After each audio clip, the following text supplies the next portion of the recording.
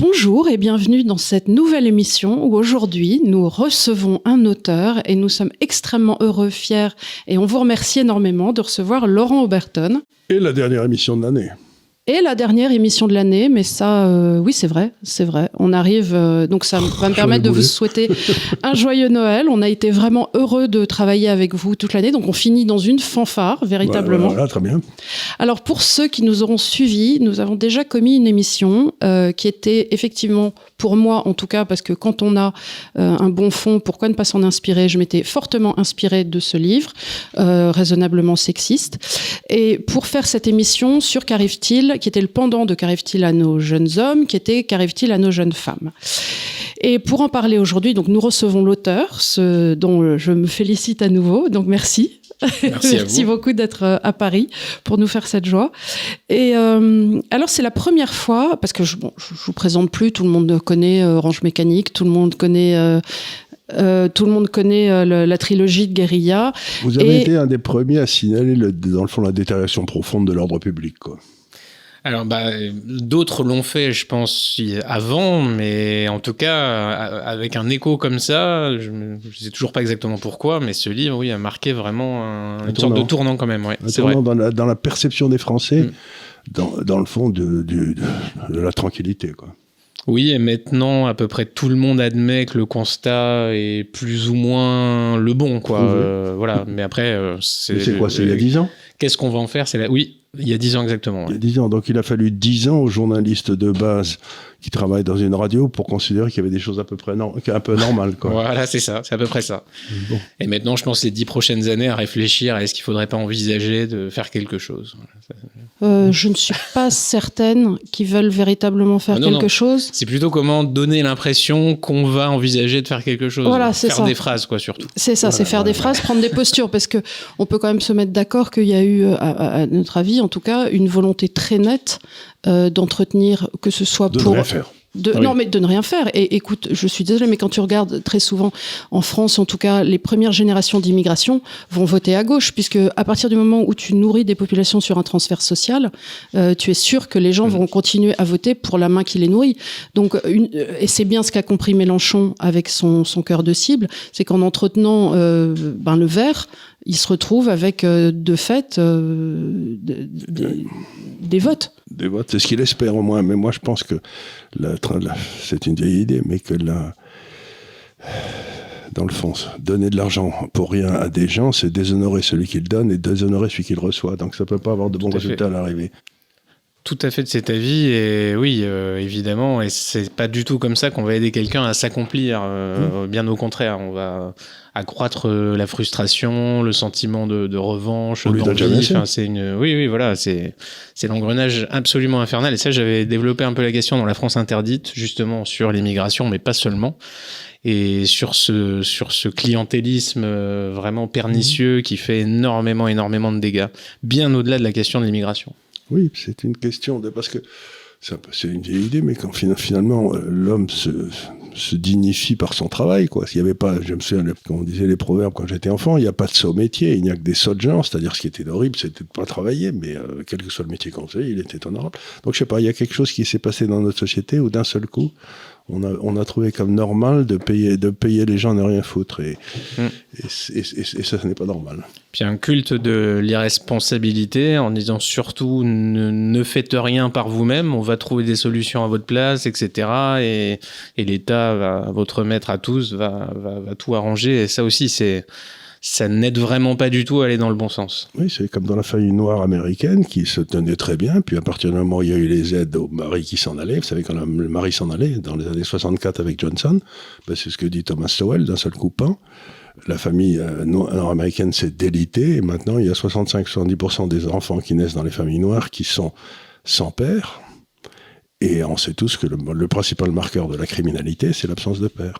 Donc, je crois que vous en parlez à un moment oui, dans le troisième... du père méprisé aussi parce qu'aucune estime de lui-même, parce qu'il est au crochet, il est dépendant, et donc évidemment... Il peut être remplacé par une subvention, et bien la sûr. Subvention est plus élevée que le salaire du père. Alors vous vous rendez compte ? Oui, donc à aucun moment il peut être vecteur d'exemplarité, de figure forte, etc. Donc c'est catastrophe. Alors, ma question est un peu candide, mais elle arrive en transition. Qu'est-ce qui vous a donné envie, tout à coup, quelque part, par rapport aux autres thématiques, d'écrire sur le rapport homme-femme et quelque part ce qui peut se passer aujourd'hui dans notre société, justement, dans cette fracture? Alors, c'est de constater qu'il y a toujours eu un problème de compréhension, je pense, entre les hommes et les femmes. Il y a des différences assez... Nous, on les comprend très bien. Oui, voilà.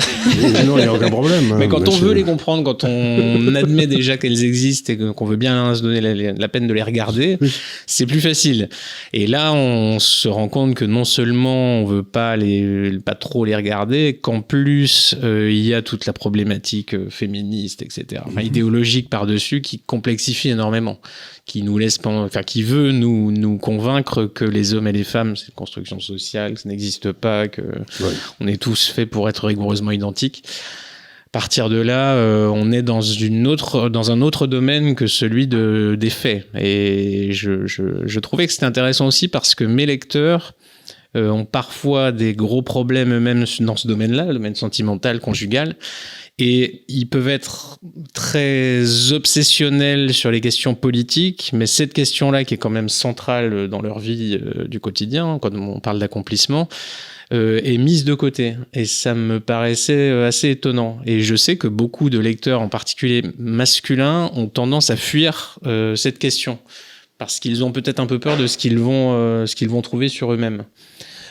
C'est plus facile de mettre ça sur le dos des autres, de mettre une situation difficile sur le dos de madame ou sur la société, etc., sans jamais soit se demander pourquoi on n'est pas si courtisé ou voilà. Il y a déjà aussi une problématique, il me semble, en ce que c'est peut-être un peu moins vrai chez les très jeunes. On l'a vu récemment avec les campagnes d'Éric Zemmour, mais il n'y a pas beaucoup de femmes à droite. Oui. En politique. Tout à fait. Donc, il y a un problème d'identification. Alors, à gauche, on voit bien ce qu'ils arrivent à faire, puisque comme on fait dans le sociétal, il faut accueillir nos amis les migrants et ainsi de suite. Ça parle tout de suite au cœur des femmes on est beaucoup plus empathique, donc ça fait beaucoup plus ce côté-là.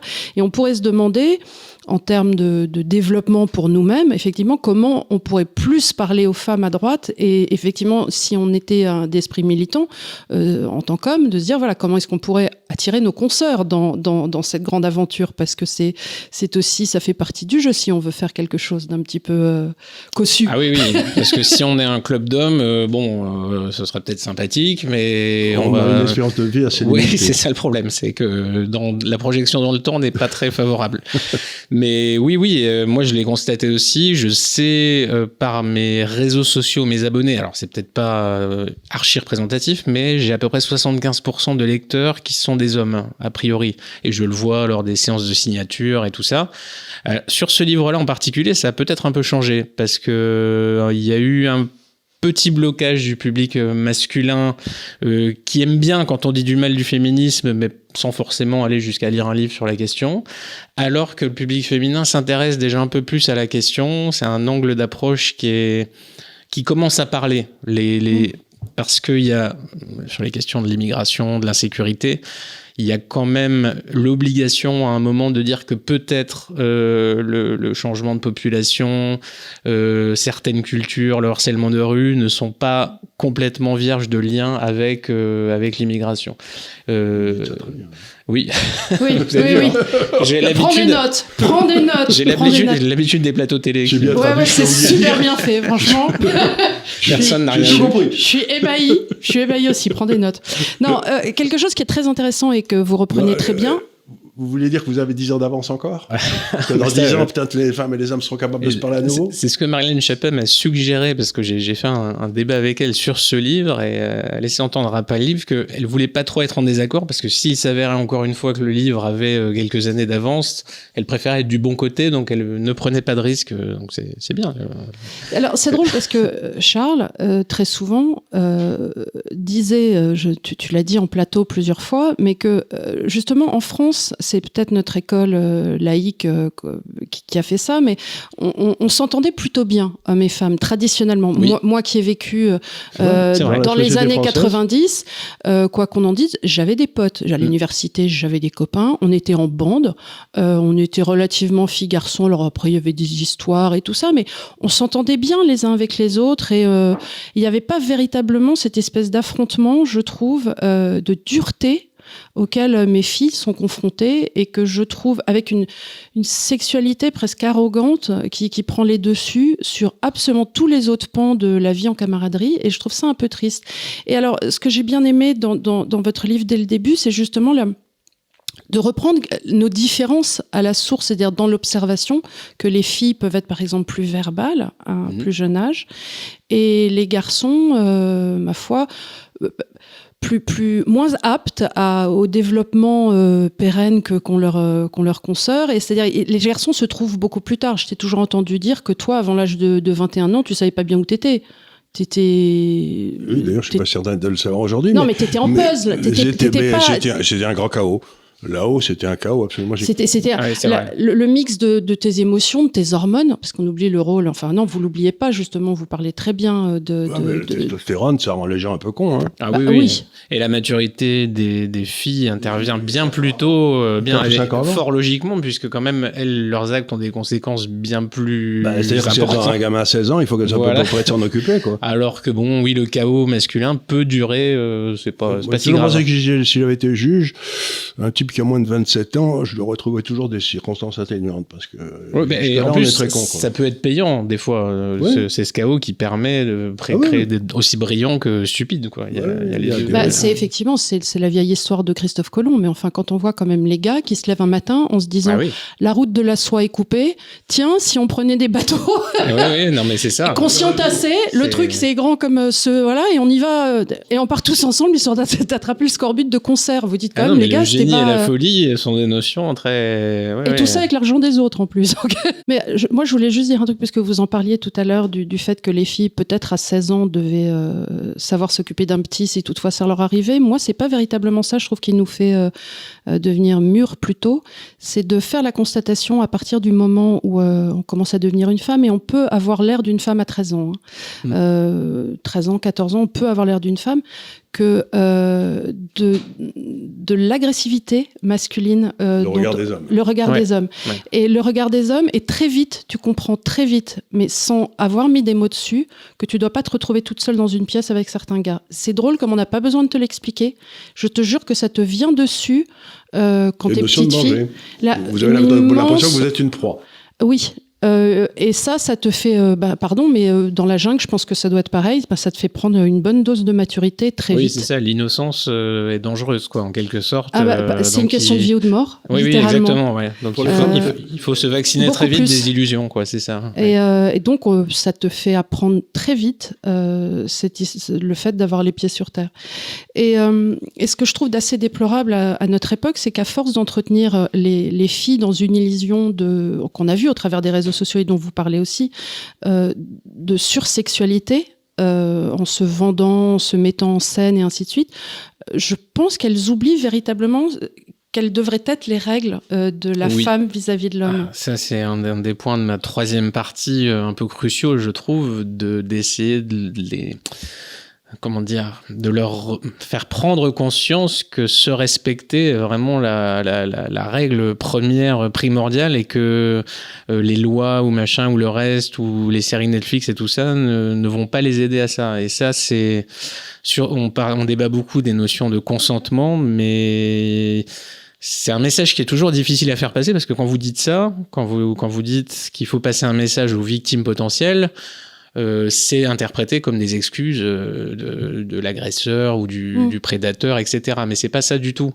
C'est d'expliquer que les choses sont complexes et qu'il faut vraiment avoir tout de suite... Oui, il y a tout de suite cette notion de prédation. Il faut tout de suite avoir de la lucidité par rapport à soi, par rapport à ce qu'on la capacité à faire formuler ce qu'on pense, enfin à formuler ce qu'on pense, est-ce qu'on est d'accord ou pas, et d'être capable de l'énoncer, de le manifester clairement. Et je sais que de dire ça vous vaut lire féministe, parce que non, c'est la victime et on peut pas dire... on peut pas faire de reproches à la victime, mais c'est pas ça du tout que je veux dire, mais ça éviterait beaucoup de problèmes. On peut dire à la victime que c'est peut-être pas la peine de se mettre inutilement en danger, quoi. C'est ça. Voilà, c'est difficile de dire ça, mais la notion de responsabilité individuelle, personne ne peut y échapper. Ce qui est amusant, c'est qu'on se met à se parler de ça, comme on retrouve des messages qui sont vieux comme l'humanité, les gens vous disent « Oh là là, vous êtes vieux jeu ».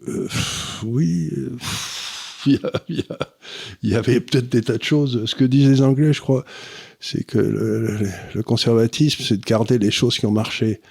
Vous savez qu'il y avait toute une série de trucs dans les rapports hommes et femmes qu'on avait trouvés en France. On avait trouvé, on vivait plutôt bien. C'était moi qui ai vécu dans tous les pays du monde, enfin beaucoup.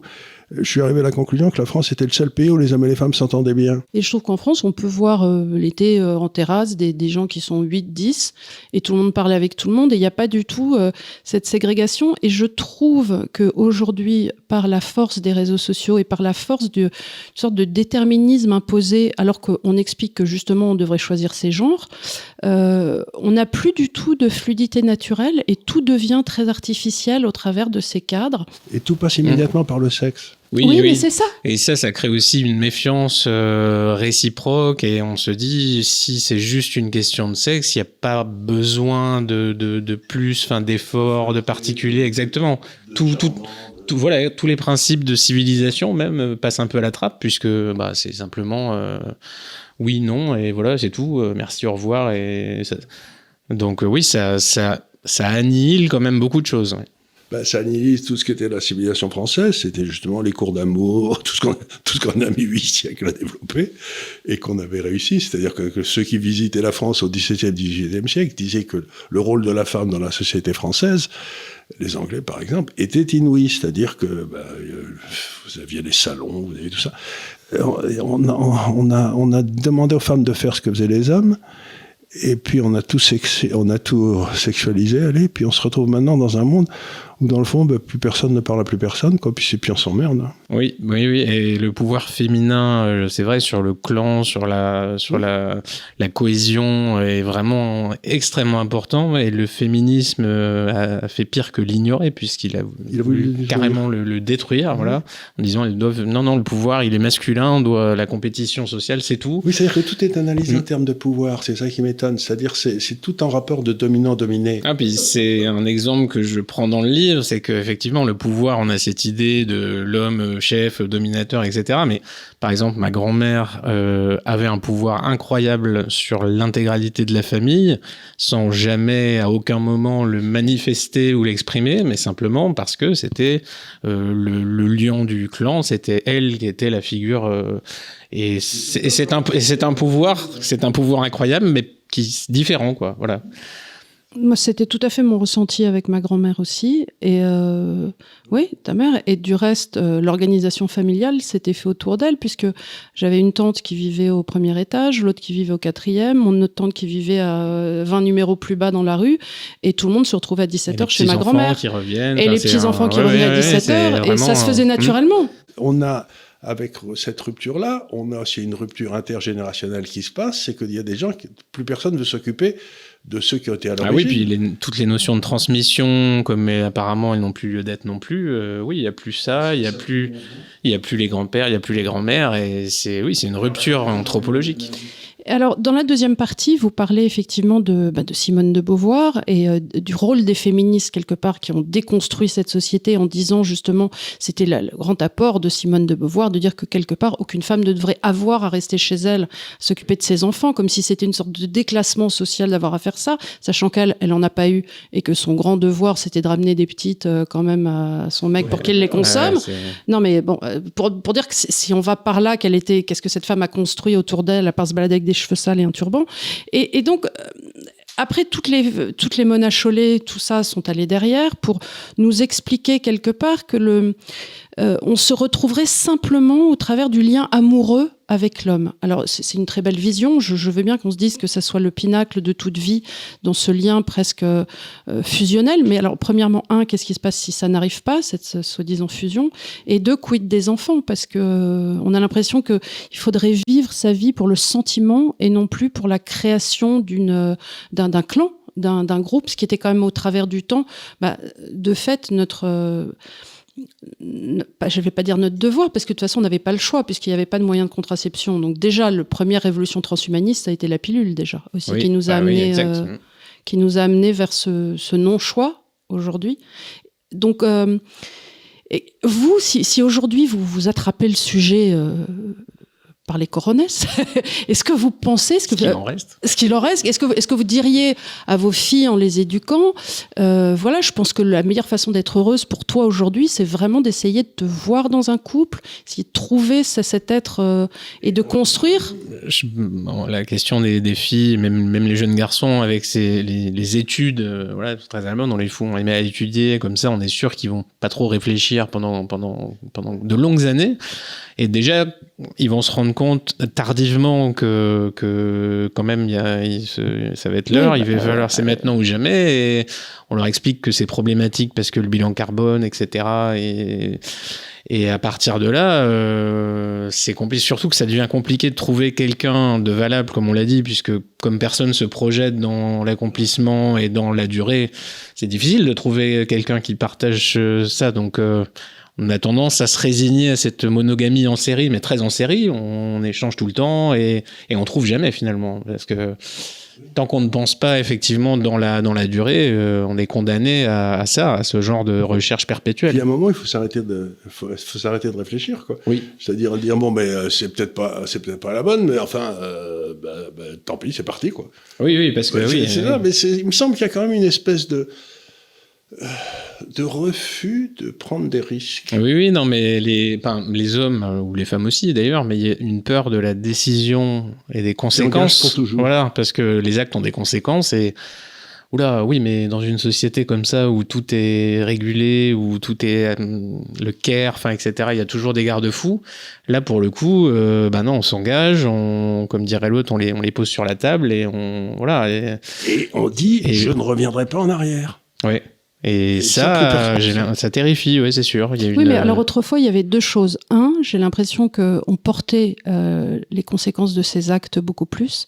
Et deux, la société faisait en sorte que vous le sachiez. C'est-à-dire, vous mettiez une fille enceinte, vous y vous restez deux choix, soit l'épouser, soit à quitter prestement le village, parce que le poids social des autres femmes sur vous, de pas avoir porté vos épaules, de pas avoir fait ce qu'il fallait, de pas avoir rectifié, de pas avoir fait un grand prématuré qui fait 4,5 kg.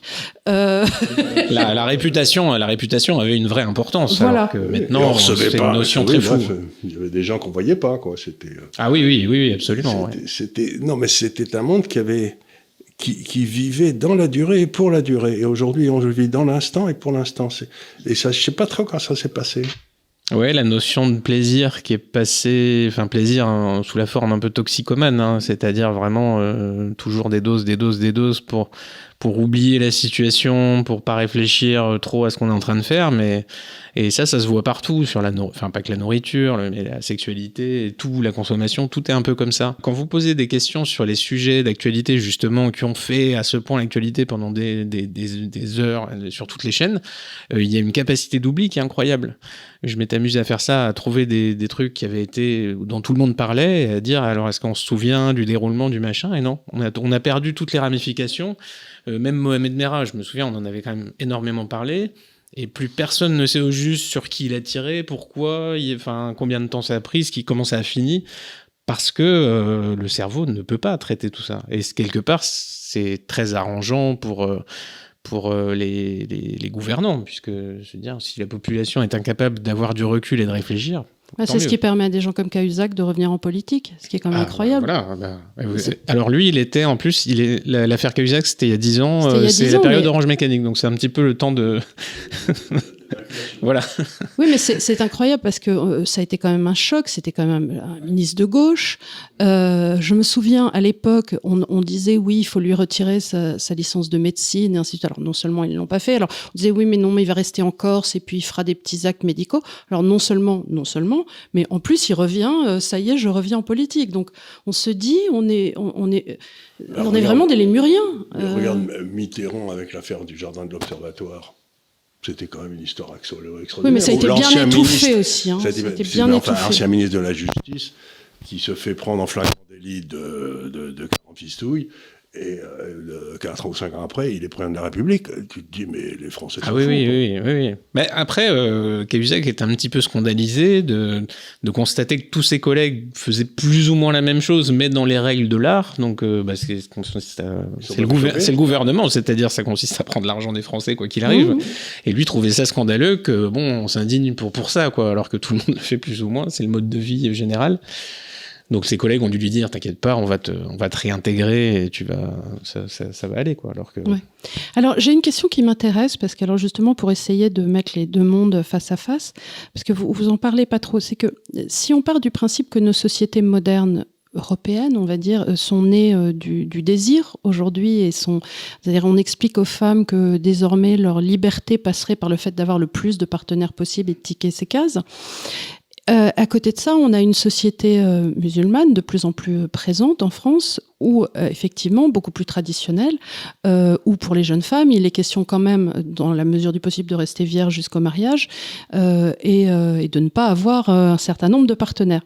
Donc à quel moment ça va se tuiler, ces deux trucs-là, et comment les deux peuvent s'intégrer c'est-à-dire que y a toujours des petites nanas, bien sûr, qui vont faire instagrammeuses et qui, elles, se taperont plein de mecs, mais les musulmanes de base qui se voilent ou qui veulent se voiler ou qui veulent une bonne vie ne vont pas faire ça. Donc comment cette intégration au niveau des couples, déjà, peut se faire ? Ça, c'est extrêmement compliqué. Ouais, est-ce que ça peut se faire ? Oui, c'est ça. Pour l'instant, ça se crispe énormément. Plutôt, j'ai l'impression, côté islam. Donc, il y a un affichage volontaire contre l'affichage, contre la sexualité. Et dans une certaine revendication du voile, il y a aussi, je pense, ce rejet de cette femme facile. Oui, le fameux... il y a le string d'un côté, il y a de l'autre côté. Oui, bien sûr. Il y a une réaction à ça. Et plus on va avoir une exposition d'un côté, plus on aura le pendant de l'autre côté. Mais oui, donc, je pense que aussi, si on regarde nous en observateur, moi je me dis, mais par définition, vendre la femme moderne et facile est non assimilationniste. Comment est-ce qu'on peut demander à une population musulmane qui est traditionnaliste, à la rigueur, ça se tuile beaucoup mieux avec des cathos tradis qui aussi diront aux filles restez vierges jusqu'au mariage. Et là, on peut avoir un tuilage. Mais comment on peut le faire entre des filles à qui on dit oh bah oui, faites-vous 40 mètres par an et puis c'est sympa, c'est rigolo. Avec une population musulmane tradie, je vois pas comment on peut... Je peux te dire, en connaissant un peu les musulmans garçons, en principe, ils sont pas contre. Mais ils les épouseront pas. Ils feront pas d'enfants avec celle-là. Oui, ça c'est comme les Druzes qui vont à Beyrouth et puis ils vont choper des chrétiennes. Mais oui, là c'est d'accord. Mais c'est pas, je crois que c'est pas, ça fait pas partie des péchés, des fautes graves. Non, les chrétiennes on a le droit. Non, mais il faudrait interroger des gens comme Caroline de Haas sur à quel point, quelle est la mécanique pour réussir à concilier ces deux mondes, en expliquant que l'avenir ne les exclut pas. Ils doivent être les deux dans le projet. Et ça, c'est vraiment, moi, ça me paraît un saut quantique. Oui, ça paraît extrêmement difficile. C'est la question que posait Ellul il y a très longtemps. Vous savez, Ellul qui était un professeur à Bordeaux, un éminent. Et il a beaucoup réfléchi. Il était l'un des dignitaires de l'Église protestante de France, professeur à Bordeaux. Il y a des études elluliennes qui sont faites dans les grandes universités américaines. C'est un des grands esprits, un peu comme Raymond Aron, quoi. Et Ellul avait fait une réunion à Sciences Po Bordeaux dans laquelle il fait venir le principal, le recteur de la mosquée du Caire, vous savez, la grande mosquée du Caire. Et ils avaient discuté pendant 3 jours tous les deux, est-ce que la religion musulmane est compatible avec la démocratie? Ce qui était une question intéressante. Et tous les deux étaient arrivés à la conclusion que non. Philippe Muret pensait que l'islam finirait par se dissoudre dans la modernité, mais je ne suis pas du tout certain. L'islam, il se dissout jamais dans rien. Non, c'est pour ça. Je trouvais Muret très optimiste sur la question. Et, enfin, optimiste, ça dépend du point de vue, mais après, pour l'instant, je pense que ça reste compatible dans l'état d'esprit des idéologues façon Caroline Daz, puisque pour cette pirouette qui consiste à dire que la femme qui va avoir 40 partenaires par semaine et celle qui porte la baya, c'est une marque d'une manifestation de sa liberté. Donc elle a choisi ça, donc tout va bien. Mais parce que tant que dans l'idée on peut faire passer cette croyance que l'ennemi reste le même dans les deux cas, c'est-à-dire l'homme occidental blanc, oppresseur historique dans les deux cas, on s'en sort comme ça en quelque sorte, en disant il n'y a pas vraiment d'oppressé puisqu'il y a le turbo-oppresseur, l'ultra-oppresseur qui est au-dessus et qui reste notre ennemi à tous. Mais bon, moi je veux bien, mais c'est pas facile de serrer les rangs quand même entre les LGBTQ et les... Vous disiez tout à l'heure que on s'est tous mis d'accord quelque part à gauche et puis chez certaines féministes sur le fait que l'homme blanc cinquantenaire ou quarantenaire devait être désormais l'ennemi. Mais du coup, vous n'avez pas peur qu'on se retrouve aussi dans une situation un peu à la John Galt dans la grève, c'est-à-dire que tous les hommes blancs de 40 ans ou de 30 ans disent à un moment vous nous faites tous chier. Et je pars dans la montagne. C'est bien possible. Oui, ou je pars à Bali, ou dans des sociétés. Certains sont dans cet état d'esprit. C'est ça, dire, écoutez, vous commencez à me gonfler avec entre les unes qui sont complètement hystériques, qui me traitent de cuistre tous les matins, de violeur, est-ce que je sais, alors que moi, j'ai 25 ans, j'ai jamais rien fait de ma vie, je suis gentil, j'essaie de bosser. J'offre juste mes services. Non, mais je me fais racketter à longueur de journée. On arrive dans une espèce d'hystérisation du débat entre des filles à qui, de l'autre côté, on explique qu'il faut qu'elles se comportent comme des putes un peu au quotidien, quand même avec elles aussi des offres de services où elles traitent très mal les hommes aussi, puisque on n'est plus du tout dans un respect amical l'un de l'autre. Moi, je me dis, il y a un moment où si j'étais un mec de 30 ans, je chercherais peut-être une nana, je sais pas, soit en Russie, soit en Thaïlande, enfin des endroits où on me jette pas des cailloux. Ouais, oui, et puis plus l'offre est facile en quelque sorte, plus le respect de l'acheteur diminue, donc plus le respect réciproque. Enfin, plus le prix baisse. Oui, et littéralement, et tout s'effondre à rien finalement, à moins que rien. Donc c'est même plus des relations. Tout a été détruit par ce cercle vicieux relationnel. Oui, c'est une drôle de chose parce que aux États-Unis, par exemple, qui annoncent souvent ce qui va se passer chez nous dans les 10 ou 15 ans qui suivent, dans les statistiques démographiques, il y a plusieurs millions d'hommes qui ont disparu. On ne sait pas où ils sont. Ils sont nulle part. Ils ont disparu des statistiques démographiques. Et je sais qu'en Angleterre, il y en a à peu près 700 000 qui ont disparu de la même façon. J'imagine qu'en France, il y a des gars qui ont disparu, qui doivent être quelque part dans les Pyrénées-Orientales. Oui, c'est ça, oui, qui ont arrêté, quoi. Enfin, qui ont arrêté, qui disent... C'est une forme de vie monastique. Oui, pourquoi jouer, pourquoi continuer continuer aller me mettre dans un petit village dans la Pyrénées, j'ai plus de carte de crédit, j'ai plus de téléphone, j'ai plus rien. Je vais faire 2-3 petits boulots pour rénover des charpentes et puis. Non, mais puis l'absence de sens de certains travaux et le fait de travailler dans un état de semi-esclavage pour quand même l'État et d'autres et tout ce qui va avec fait qu'à un moment, celui qui se pose la question du sens de sa vie, il a peut-être de bonnes chances de dire stop, c'est bon. Donc en fait, si on résume, on a comme grand danger ce qui nous vient potentiellement en immigration non contrôlée, qui change un petit peu notre paysage d'origine, et de l'autre côté, on a de l'intérieur aussi cet immense danger qui est qu'on n'a peut-être moins vu venir, puisque c'est au fil du temps. Et comme toujours, quand les changements se font au fil du temps, comme ça, on les voit moins. C'est quelque part la décrépitude dans laquelle nos relations hommes-femmes sont en train d'être portées. Alors bien sûr, ça l'a sûrement été aussi en grande partie par l'éducation nationale. Ça l'a été par ce nouveau mouvement woke qui c'est le pompon, ça. qui nous arrive quand même. Bon, c'est Bourdieu qui est passé par les États-Unis puis qu'on s'est repris dans la face. On se reprend le boomerang qui est quelque part avec de notre faute. Avec un peu d'élan, ouais. Mais toujours est-il qu'en attendant, et les États-Unis sont complètement fous aussi.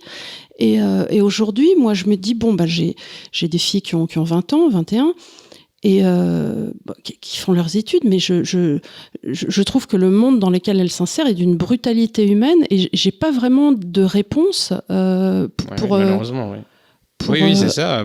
Moi, ma réponse, c'est d'essayer de mettre ça à plat. D'aller sur l'individu en disant soit ce qu'on peut faire, mais le problème, oui, c'est que l'ambiance générale est là. C'est une réponse qu'individuelle, c'est-à-dire, il faut essayer d'être un bon père, donc de trouver quelqu'un qui sera une bonne mère, et puis de faire une bonne famille. Voilà, essayer de pas soi-même être un des pans du déclin anthropologique, déjà, c'est un bel effort, mais parce qu'après, oui, il faut admettre que... Mais il faut beaucoup de caractère, parce que qu'est-ce qu'on se doit bien, plus qu'un caractère, oui, c'est un combat quotidien, quoi, c'est sûr. Après, l'autre difficulté est quand même économique, dans la mesure où aujourd'hui, l'évolution des salaires est telle en France qu'il est très difficile. Moi, je vois, quand on était petit, toi, tu travaillais à la Banque de Suez, tu commençais en tant que jeune cadre, mais ton salaire permettait de faire vivre une femme, 3 enfants, à Paris, dans un bel appartement qui était un 4 pièces.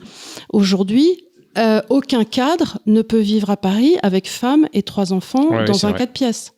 Et très souvent, les femmes de la société au milieu travaillent presque pas par choix, mais pour payer l'appartement. Et certaines voudraient faire le choix d'arrêter, qu'elles ne pourraient pas parce que les traites de l'appartement sont telles et ainsi de suite.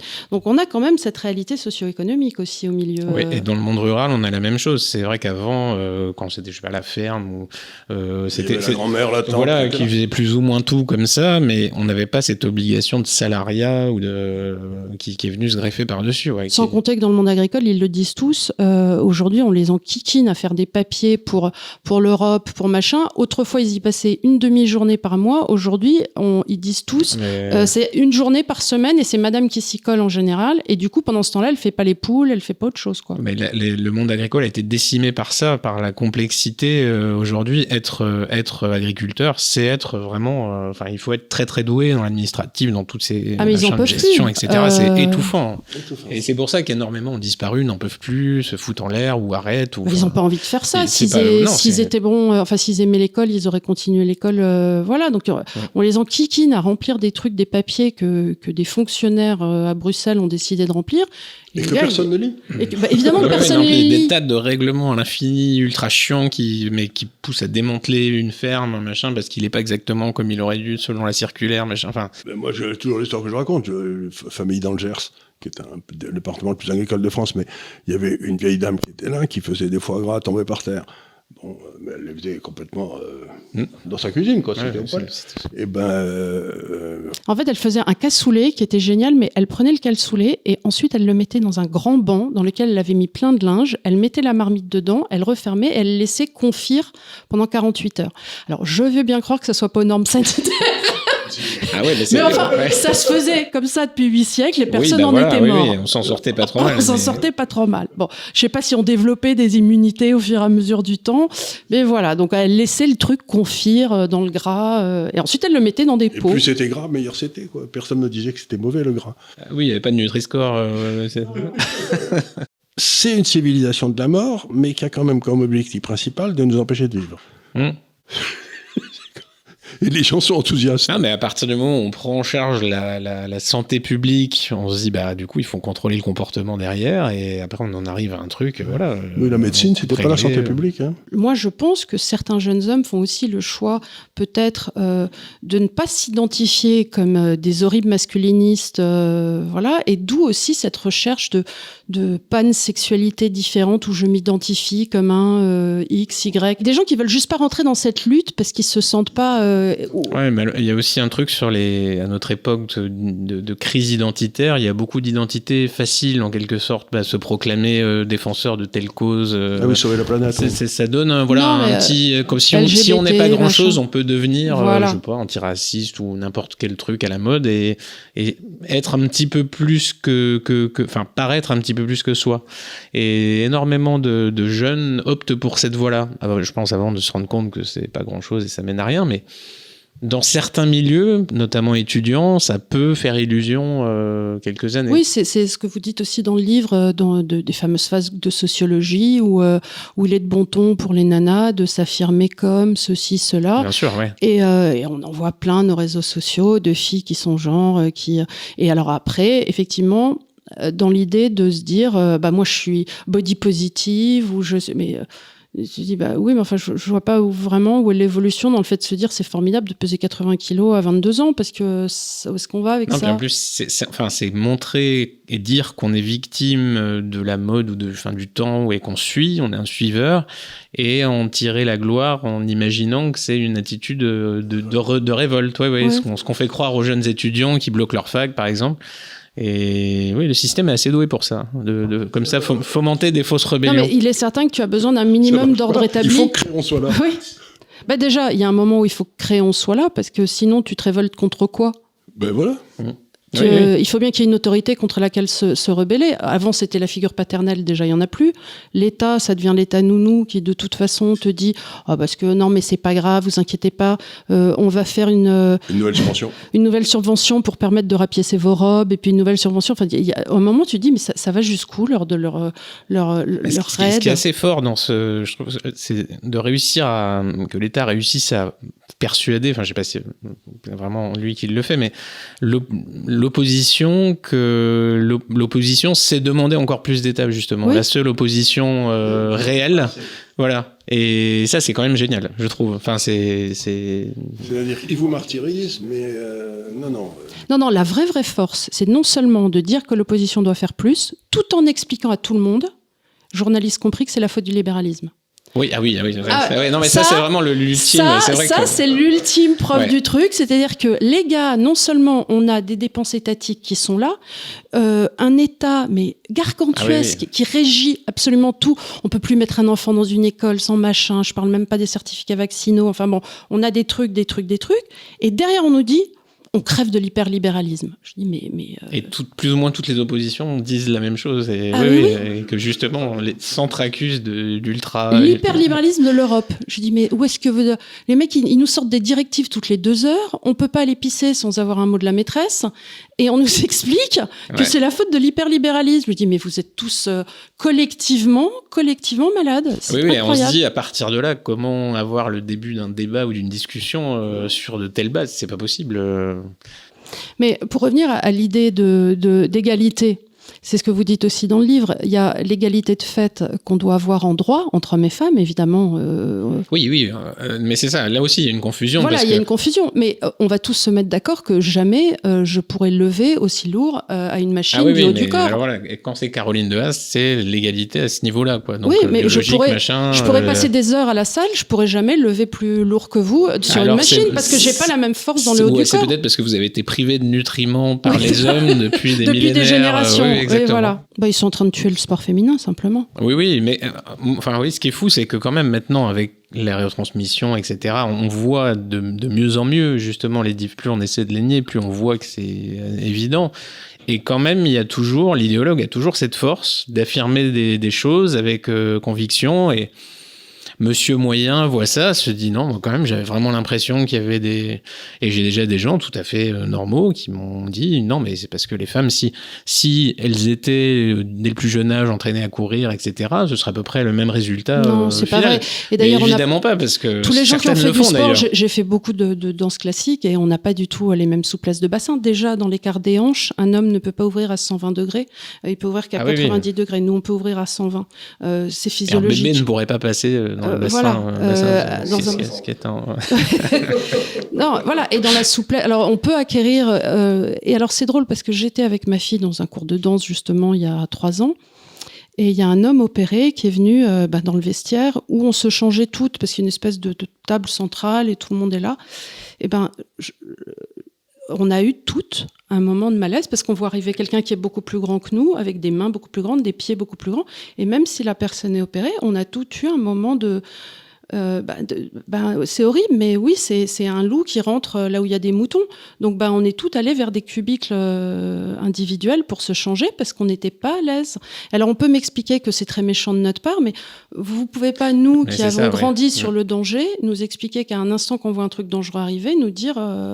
n'ayez pas peur. Moi, j'ai quand même peur. Non, et puis qu'un individu je sais pas, se sente mal ou ait des troubles hormonaux, enfin, je sais pas, ça arrive, ou psychiatriques, ou pas du tout, simplement psychologique, ça arrive, mais il ne peut pas, il peut pas y avoir des ligues de pensée qui imposent à la population de voir du bleu à la place du rouge. Enfin, oui. c'est ça. Parce que c'est nous qui allons le vivre. Et c'est ça, voilà. Encore une fois, c'est un moyen de culpabiliser l'intégralité de la société, de tordre les pensées, quoi, de les soumettre au désir de je sais pas qui. It's broken. Mais on va dire qu'on a bientôt, je pense que. On a beaucoup parlé, qu'on a fait des constatations. Et qu'on arrive à aucune conclusion pratique, parce que c'est... c'est donc un parfait débat. C'est parfait. En plus, on était tous d'accord.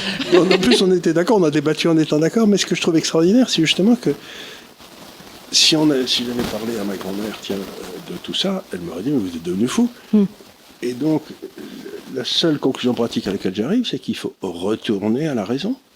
Ah oui, le bon vieux bon sens commun des familles, enfin la sagesse des nations, je ne sais pas comment on appelle ça, mais une fille c'est pas un garçon, un garçon très simple, oui voilà. Non mais et surtout pour une le coup, raison. Ma grand-mère encore une fois est encore parce que elle voyait ça et tout ça. Alors je sais pas si les femmes étaient si oppressées que ça et vivaient tellement mal, mais j'ai une certitude aujourd'hui que c'est que les femmes sont très malheureuses et je crois pas que les hommes soient tellement plus heureux non plus. Toutes les statistiques montent. Il y a des statistiques aux États-Unis qui sont faites sur le bonheur des femmes depuis 60 ans, qui sont sorties de Harvard ou j'en sais rien, et ça baisse sans arrêt. C'est-à-dire que les femmes sont de plus en plus malheureuses. Ça, on le sait. On ne sait pas pour les hommes. Plus on s'occupe de nous pour notre bien, voilà. moins bien ça a l'air d'aller. Quoi qu'on fasse aujourd'hui dans cette soi-disant société du plaisir et du désir, puisque comme disait Platon, tu as deux angles de vie, soit la société qui clarifie le désir qui naît du plaisir, soit la recherche du bien. C'était dans Phèdre. Et on a abandonné l'idée de rechercher le bien pour soi-disant se concentrer sur le plaisir et le désir. Et ma foi, j'ai l'impression qu'on n'arrive même pas à atteindre ça. Pour cette idée de plaisir très bref et de position ridicule, comme disait ton ami, et qui coûte de l'argent, mais tu peux pas construire ta vie sur l'idée du simple point d'acmé que va être le rapport sexuel. Et c'est même pire, c'est comme la toxicomanie, c'est-à-dire que ça déprime l'organisme et il reste plus grand-chose à la fin, quoi. Sinon, quelqu'un de désespéré qui a besoin d'augmenter les doses pour ne serait-ce que stabiliser son humeur qui est en train de s'effondrer, et à la fin, il reste une épave vivante. Oui, malheureusement. Voilà, mais tout ça est... Mais c'est pas triste. Non, écoute, moi, ce que je trouve déjà de formidable, c'est qu'on arrive, c'est de l'avoir mis sur papier et de pouvoir se dire, ok, voilà à quoi on est confronté. Je pense qu'on est toujours plus intelligent quand, en face d'un problème, on le nomme. Voilà. On nomme nommer l'ennemi. Un problème, c'est déjà le résoudre. C'est déjà le résoudre pour 60% du problème. Donc déjà, tu mets sur un papier en disant... Et je pense que tout individu aujourd'hui devrait se poser face à sa vie à 18, 19 ans, quand ses hormones commencent un peu à stabiliser, se dire, voilà, qu'est-ce que j'envisage pour ma vie, sans se dire, voilà mon plan à 5 ans, mais se dire, voilà, est-ce que plus tard, je veux avoir des enfants? Est-ce que plus tard, je veux... Et se dire, je vais faire en sorte de me comporter dans la vie pour arriver à ce point-là. Donc ça veut dire frayer avec des personnes qui déjà, dans un premier temps, ont les mêmes attentes que moi, plutôt que d'aller sur Tinder, sur Bumble et changer tous les jours, parce que ça va vraiment pas aller vers ça, sauf chose incroyable. Bon. Mais de dire, voilà, donc je construis petit à petit pour arriver à... Et c'est ce que j'aurais tendance à dire à mes enfants aussi. C'est se dire petit à petit. C'était drôle des parents de dire ça aux enfants. Oui. Maintenant, les pauvres parents, on leur a dit qu'ils s'ils disent ça aux enfants, ils sont en train de les abîmer, de leur enlever leur liberté. Oui, mais tu sais, moi, ma grande analyse des gens aujourd'hui, c'est ce que vous disiez tout à l'heure, c'est que les gens dans la rue ont tellement de choses à gérer, entre leur crédit immobilier, leur vie qui est difficile, le fait de devoir prendre un RER pour Évry qui fonctionne pas, de ce machin et tout. Ils arrivent chez eux, ils veulent juste juste se détendre, ils sont crevés. Et donc, ils ont plus vraiment, d'ailleurs, on le voit dans la consommation de livres aussi, dans la consommation d'Hanouna, plus personne ne prend vraiment... Je pense que les gens étaient plus réfléchis avant parce qu'ils avaient des vies qui leur permettaient de se poser. Ben, le silence. La prière. La prière, le silence, c'était... Ah oui, mais ça, le silence terrifie maintenant nos contemporains. Et ils sont prêts à tout, oui, à Hanouna ou n'importe quoi pour remplir sinon l'angoisse les rattrape et l'interrogation risque d'arriver. Mais c'est ça, c'est une vie de fuite permanente, quoi, la modernité. Et ça, oui, c'est ce que disait Bernanos, la société moderne est un complot contre la vie intérieure. Très juste, oui, exactement ça. Exactement ça. Or, il y en a un qui n'a pas de problème. Il est hyper d'accord. je lui ai confisqué sa gencive de porc parce qu'il était vraiment passage. Je sais pas où il a trouvé ce vieux truc, mais il était en train de faire le saut. C'est pour ça, les gens qui vont se demander quel était ce truc immonde sur la table, c'est parce que je lui ai confisqué sa gencive de porc. Je suis une mère tortionnaire. Il a l'air de souffrir beaucoup, la pauvre bête. Voilà. En tout cas, merci infiniment d'être venu. Je ne peux que conseiller à tout le monde, je vous l'avais déjà conseillé, mais vraiment de l'acheter parce que d'abord, c'est une lecture très facile. Je vais redire ce que j'ai dit. Moi, j'ai pas aimé l'intro, que j'ai trouvé pas à hauteur. On a dû déjà vous le dire parce que j'en ai parlé avec elle. Bien sûr, parce que pour moi, le livre est très profond et il y a une vraie profondeur. Et l'intro, je l'ai trouvé comme c'était Marceau qui l'avait écrite. Je l'adore en dessin, mais elle était presque. En décalage avec le reste du. Ouais. Je sais, mais en plus, ça doit être un des premiers trucs que j'avais écrit comme ça pour rigoler. Elle est bien, mais elle n'est pas bien en intro. Le reste du livre est beaucoup plus profond que ne l'est l'introduction. Donc, ne vous fiez pas à l'introduction comme d'une base. Ouvrez page 49, 66, enfin ce que vous voulez, si vous voulez faire une petite idée avant d'acheter le livre, mais achetez-le juste. Hein, voilà, bande de moules. Voilà. Écoutez, merci infiniment de nous avoir suivis. Bonne année, Noyau Joël. Voilà, voilà. Et merci beaucoup à Alain Roberto de nous avoir rendu visite. Ça nous a fait vraiment grand plaisir. On va vous rendre à votre famille et je peux vous demander si vous vivez toujours dans le Jura ou... Alors, je suis originaire du Jura. Maintenant, je vis dans le nord, près de la frontière belge. Ah ben, on y était il y a pas longtemps. On était à Antoing. Ah, Antoing. Moi, j'étais plus du côté de Chimay. D'accord. On a pu apprécier, c'était il y a 3 semaines, le doux temps du Nord, c'est-à-dire que on était à la fois mouillé et froid. Ah mais oui, c'est depuis à peu près le mois d'août, c'est comme ça. Ouais, c'est-à-dire voilà. Oui. Le contraire serait très étonnant. J'ai vu le soleil ici tout à l'heure. Mais en revanche, les gens sont hyper chaleureux, vraiment. Tous les gens qu'on a. Ils ont été très gentils. Ouais. On était dans un coin très joli, indépendamment. Voilà. Écoutez, merci encore. On vous souhaite des très joyeuses fêtes et on vous dit à très bientôt. À très bientôt. Merci.